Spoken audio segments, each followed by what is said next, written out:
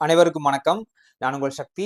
இந்த வீடியோல நம்ம எத பத்தி பார்க்க போறோம் அப்டின்னா, ஐஎன்எம்க்கு ஒரு பெஸ்ட்டான புக். அதாவது வெளியில நெறைய நெறைய அகாடமிஸ் வந்து குடுத்துட்டு தான் இருக்காங்க. இல்லன்னு நான் சொல்லல.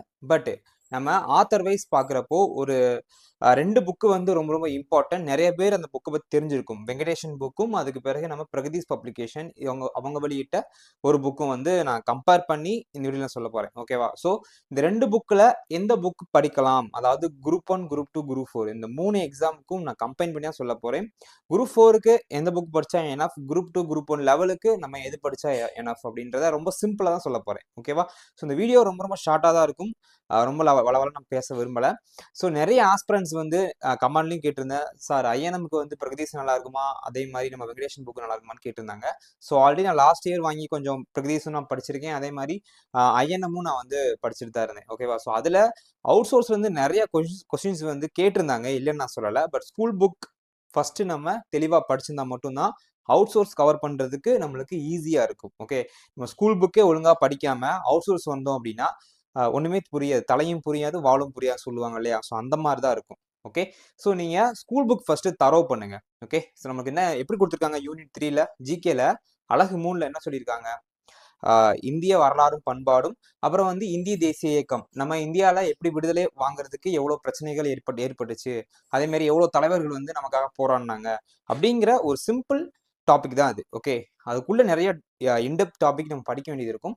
பட் அந்த தலைவர்கள பத்தின எல்லா விஷயமும் தெரிஞ்சுக்கணும் அப்படின்னா, நம்ம பிரகதீஷ் பப்ளிகேஷன் படிக்கலாம். ஓகேவா? ஸோ நம்ம ஐஎன்எம்க்கு குரூப் 4 லெவல் நம்ம படிக்கணும். குரூப் 1 லெவலுக்கும் எல்லாம் படிக்கிறாங்க. குரூப் 2 எல்லாம் படிச்சுட்டு தான் இருக்காங்க. பட் எல்லாத்துக்கும் அந்த குரூப் 4 எக்ஸாம் பாஸ் பண்ணி ஃபர்ஸ்ட் ஒரு கவர்ன்மென்ட் ஜாப் போயிரணும்ப்பா. அப்படின்ற ஒரு எண்ணம் தான் ஸ்டார்டிங் எல்லாத்துக்குமே இருக்கும். ஓப்பனா சொல்லப்போனா. ஓகே. ஸோ நெறைய பேர் குரூப் 2, குரூப் 1 படிக்கிறீங்க இல்லன்னு நான் சொல்லல. But most of the aspirants வந்து குரூப் 4 எக்ஸாம் பாஸ் பண்ணாலே போதும். ஸ்டார்டிங்ல நம்ம ஒரு கவர்ன்மென்ட் ஜாப் எடுத்துட்டா நம்ம அடுத்தடுத்து படிச்சுக்கலாமே அப்படின்ற ஒரு எண்ணம் தான் நெறைய பேத்துக்கு இருக்கு. ஓப்பனா சொல்லணும் அப்படின்னா. ஓகேவா? ஸோ நெறைய பேர் வந்து குரூப் 2, குரூப் 1 எக்ஸாம் படிங்க. உங்களுக்கு அந்த டேலண்ட் இருக்கு. பட் நீங்க எந்த அளவுக்கு அத எஃபோர்ட் போட்டு படிக்கிறீங்கறத பொறுத்து தான் இருக்கு. ஓகே. சும்மா மேலோட்டமா படிச்சுட்டு போனா நம்ம எந்த ஒரு எக்ஸாம் கிளியர் பண்றது கஷ்டம் தான். ஓகே. ஸோ வாங்க நம்ம வீடியோக்குள்ள போலாம். ஜஸ்ட் சிம்பிளா தான் எக்ஸ்பிளனேஷன் பண்ணி முடிச்சுடுறேன். ஃபர்ஸ்ட் வெங்கடேசன் சார் அவர்கள் அவரோட புக் வந்து இந்திய தேசிய இயக்கம். அதுக்கு பிறகு பிரகதீஷ் பப்ளிகேஷனோட இந்த புக். ஓகேவா? புக் தெரியுதுன்னு நெனைக்கிறேன். பிரகதீஷ் பப்ளிகேஷன் இந்திய தேசிய இயக்கம் இந்த புக். ஓகேவா? ஸோ இந்த புக் வந்து வெங்கடேசன் சார் அவர்கள் எழுதின இந்திய தேசிய வரலாறு. ஓகேவா? ஸோ 2மே வந்து அலகு 3 அதாவது ஆம், தமிழ்நாடு வரலாறும் பண்பாடும் அந்த டாபிக் இல்லாம, அதாவது யூனிட் 8 கவர் பண்ண இல்லாம, இந்த புக்ல முக்கியமா இந்திய தேசிய இயக்கம் நம்ம தொடக்க காலத்துல எப்படியெல்லாம் வந்து நம்ம தலைவர்கள் வந்து விடுதலை ஆகுறதுக்கு எப்படி எப்படி போராட்டம் பண்ணாங்க அப்படிங்கிறத இந்த புக்ல ரொம்ப சிம்பிளா கொடுத்துருக்காங்க. இந்த புக்ல கிட்டத்தட்ட நிறைய பாயிண்ட்ஸ் இருக்குது இதுல. இந்த இந்த புக்ல மட்டும் சொல்லணும் அப்படின்னா எக்கச்சக்க பாயிண்ட்ஸ் வந்து கொடுத்துருக்காங்க. ஓகேவா? ஸோ நம்ம இந்திய தேசிய இயக்கத்துல பிரகதீஷ் பப்ளிகேஷன். ஓகேவா? ஸோ இந்த புக்ல குறிப்பிட்டு சொல்லணும் அப்படின்னா ஐரோப்பியல் வருகை. ஓகே. நம்ம ஆங்கிலேயரை பத்தி படிக்கிறதுக்கு முன்னாடி ஐரோப்பியல் வருகை வந்து ஓரளவுக்காவது தெரியணும். ஃபர்ஸ்ட் நம்ம ஸ்கூல் புக்ல என்ன இருக்குன்னு ஃபர்ஸ்ட் தெரிஞ்சிருக்கணும். ஓகேவா? ஸ்கூல் புக்ல எங்க இருக்கு? 8th வந்து ஒரு லெசன் இருக்கு. ஓகேவா? அந்த லெசன் படிச்சிருந்தோம் அப்படின்னா இந்த டாபிக் நம்ம படிக்கிறதுக்கு ஈஸியா இருக்கும். நான் சொல்றது பிரகதீஷ் பப்ளிகேஷன் கொடுத்துருக்காங்க.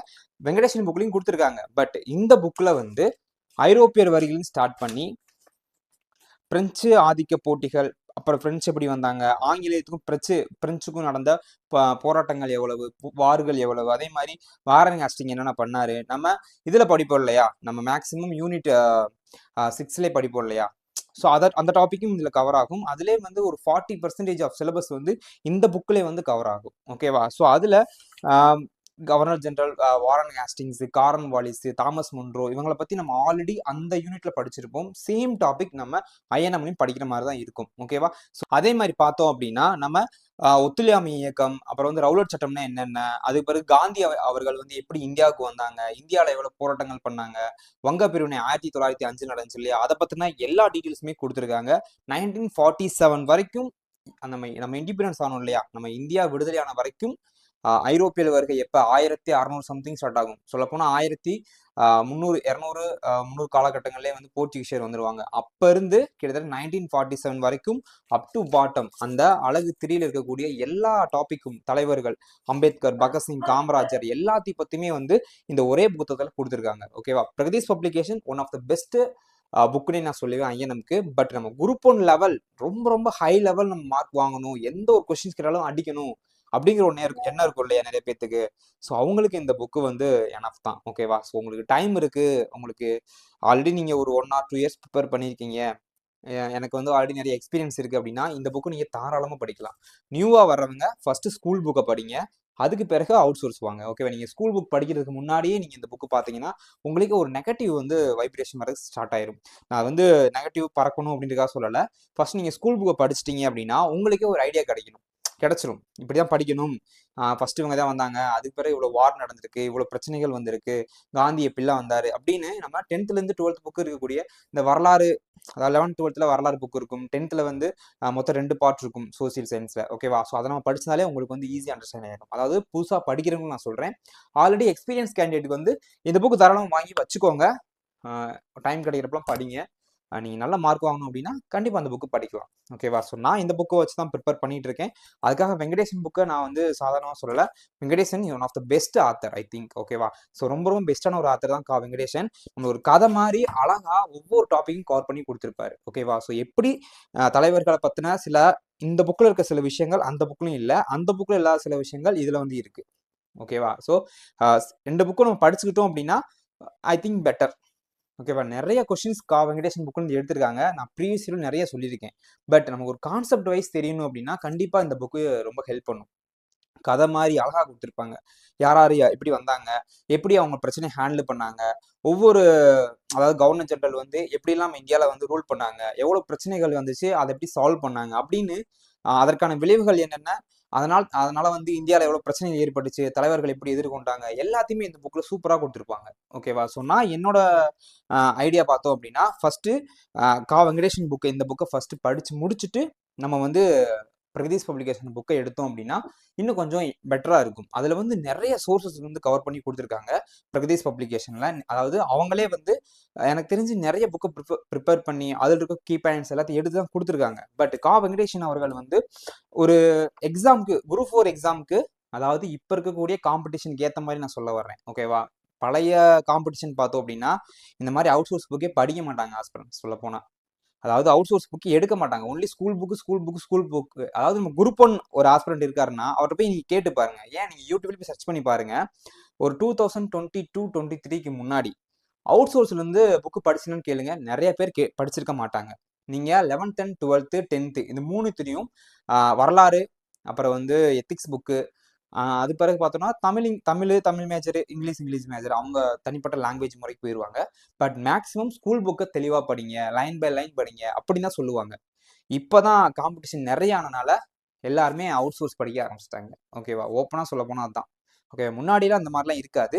எல்லாமே ஸ்கூல் புக் ஓரளவுக்கு தெளிவா, மேக்ஸ், தமிழ் வந்து ஸ்கூல் புக்லேருந்து கேட்டுருவாங்களா, அதனால லைன் பை லைன் எல்லாமே படிச்சு தரோவா வச்சிருந்தாங்க. லாஸ்ட் டைம் அந்த குரூப் 4 எக்ஸாம்லாம் நிறைய பேர் நான் எக்ஸ்பெக்டேஷன் பண்ணேன். ஸோ இவங்க நல்லா படிக்கிறாங்க, இவங்க போயிடுவாங்க அப்படின்னு. பட் நடக்கல. ஏன் அப்படின்னா எல்லாம் அவுட் சோர்ஸ் தான் காரணம். ஓகேவா? ஸோ நிறைய அவுட் சோர்ஸு, கரண்ட் அஃபேர்ஸ் இதெல்லாமே வந்து வெளியே போயிட்டனால நிறைய பேர்னால படிச்சவங்களாம் நிறைய பேர்னால பாஸ் பண்ண முடியல. ஸோ அதான் உண்மை. ஓகேவா?